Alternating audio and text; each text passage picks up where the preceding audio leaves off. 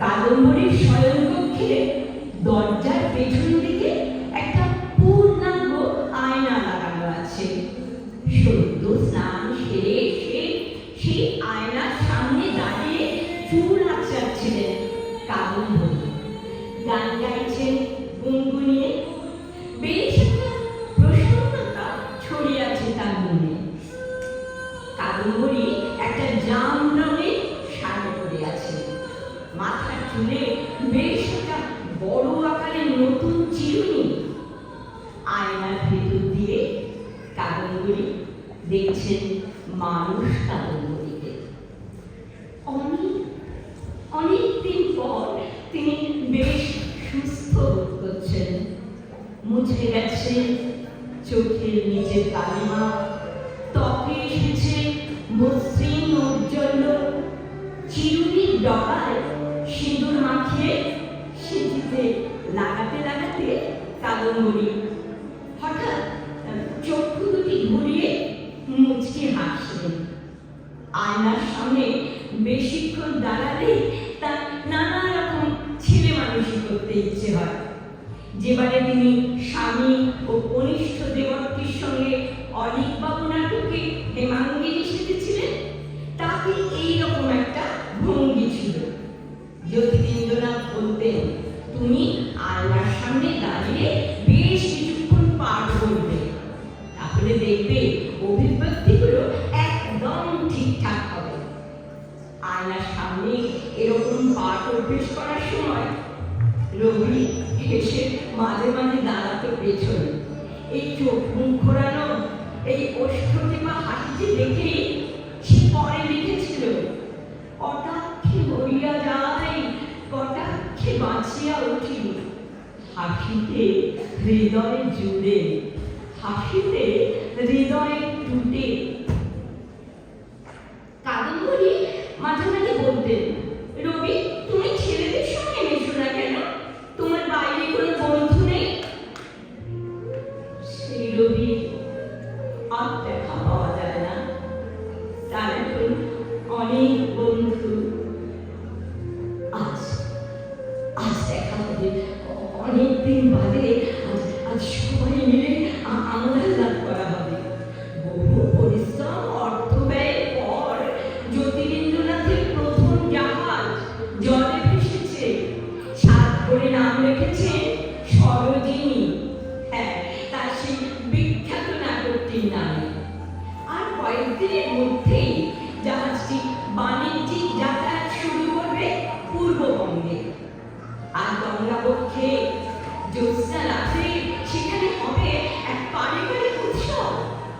2 দিন ধরে ওই জাহাজে রয়েছেন জ্ঞানদানন্দিনী, রবি আর জ্যোতিরিন্দ্রনাথ। হ্যাঁ, ওরা কাজে ব্যস্ত ঠিকই, কিন্তু একসঙ্গে কাজ করার তো একটা আনন্দ থাকে। তা থেকে বাদ পড়েছেন কাদম্বরী। চিন্তার যন্ত্রণা তার বুকে কাঁটার মধ্যে বেঁধে আছে। তবু কাদম্বরী ঠিক করেছেন, আজ জন্য কোনো গ্লানি তিনি রাখবেন না। আর জ্যোৎস্না রাতের উৎসবে তিনি যোগ দেবেন সম্পূর্ণ খোলা মনে। জাহাজটি রয়েছে শ্রীরামপুরের কাছাকাছি। শুধু তাকেই নিয়ে যাবার জন্য তার স্বামী আসবেন এতটা পথ বুঝিয়ে। যত্ন করে শরীর ধুয়ে নিয়ে কাদম্বরী শাড়ি বদলাতে লাগলেন। কত শত মূল্যবান শাড়ি জমে আছে, পরাই হয় না। বাড়ি থেকে না বেরোতে হলে এসব জমকানো শাড়ি দিয়ে কি হবে? আজ জ্যোৎস্না রাতে নীল রং হাঁটাহাঁটি করে শেষ পর্যন্ত কাদম্বরী পছন্দ করলেন গাঢ় নীল রঙের নয়নসু সিল্কের শাড়ি। আলতাদাসীকে আগে থেকেই খবর দেওয়া ছিল। সে এসে দুপায়ে আলতা পরিয়ে দিয়ে গেল। তারপর কাদম্বরী একসঙ্গে 12টা ধূপ জ্বালিয়ে সেই ধূপের ধোঁয়া লাগালেন তার চুলে, তার 2 স্তনের মাঝখানে। সুরমা লাগালেন চোখে, দুই বগলের নিচে বেশ কিছুক্ষণ চেপে ধরে রইলেন কয়েকটি চাপা ফুল।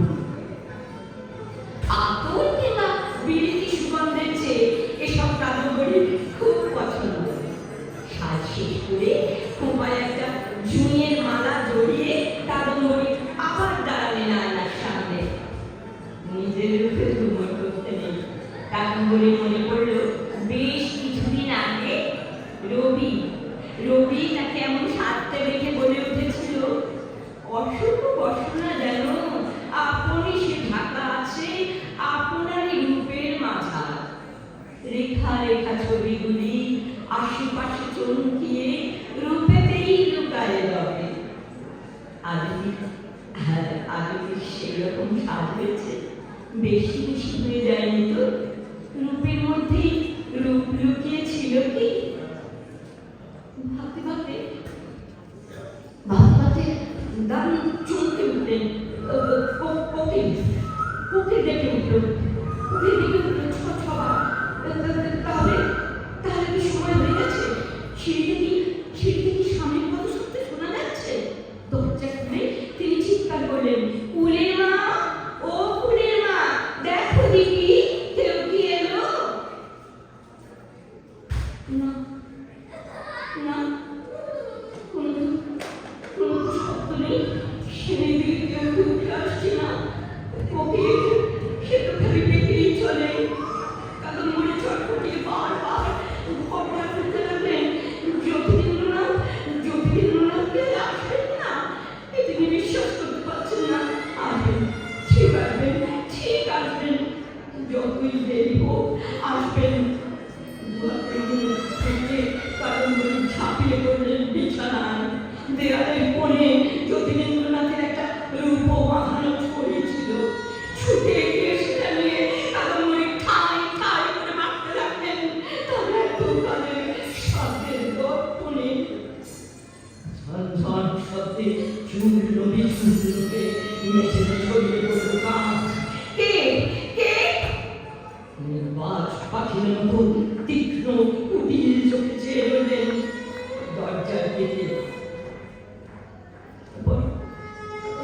অনেকগুলো না, কেউ তো নয়, বুঝি বাতাস। আজ থেকে বাতাস, তুমি আমার কেউ না। মধ্যরাতের জ্যোৎস্না, তুমি আমার কেউ না। বারান্দায় যত ফুল ফুটে আছে, তোমরা আমার কেউ না। কাদম্বরী অসহিষ্ণুভাবে মাটিতে পা ঠুকে বলতে লাগলেন, আমি যাবই। আমি ওদের আনন্দ উৎসবের মাঝখানে গিয়ে জোর করে বসবো। ইচ্ছে মতন পাখি হতে পারলে কত সুবিধে ছিল। একবার আকাশে উড়ান দিলে পথ চেনার তো কোনো সমস্যা নেই। কাদম্বরী ছুটে গেলেন পাশের ঘরে। চালিয়ে খুললেন দেয়াল আলমারি। তার ভেতরে স্থান থেকে বের করে আনলেন একটা গয়নার পাত্র, চন্দন কাঠের তৈরি, ওপরে হাতের দাঁতের কারুকাজ। এই পেটিকার মধ্যে শুধু স্বর্ণালঙ্কার নয়, হিরে, চুনি, পান্না, মুক্তোর মালা। সেগুলো সরিয়ে বের করলেন একটা কাগজের মোড়ক। রয়েছে মধ্যে চারখানি কালো। এই বই খেলে পাখির মতো উড়ে যাওয়া যায়। বিষ্ণুর কাছ থেকে সংগ্রহ করেছিলেন। বিষ্ণু ঘুমের ওষুধ দেয়। এসো কখনো ঘুম, এসো মরণ ঘুম। এই গয়নার বাক্সের মধ্যে সযত্নে রক্ষিত আছে 3খানি চিঠি। এর মধ্যে একখানি কাদম্বরী পেয়েছিলেন ধোপার কাছে কাঁদতে দেওয়ার সময় জ্যোতিরিন্দ্রনাথের এক জব্বার পকেট থেকে। আর দুটি পেয়েছিলেন বৃহদাকার অভিধানের ভাঁজে। 3টি চিঠি, এক মেয়ে হস্তাক্ষরে লেখা, সন্দেহ নেই প্রাণাধিকেশু। না, তলায় কোনো নাম নেই।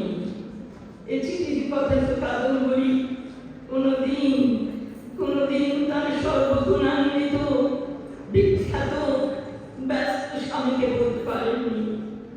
এইখানে চিঠি তিনি আবার পড়লেন। তার ঘন ঘন নিঃশ্বাস করতে লাগলো।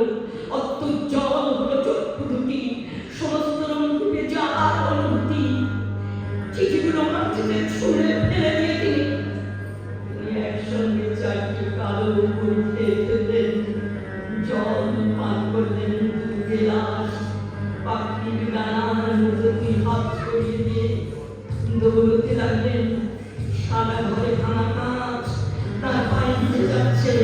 খেয়াল নেই তার মুখ হাসিতে উদ্ভাসিত। বৃষ্টির মধ্যে একটা পুরিয়া খেতে বলেছিল। 4 পুরিয়াকে শরীরটাকে কি হালকা লাগছে। পা দিয়ে রক্ত রক্ত করছে।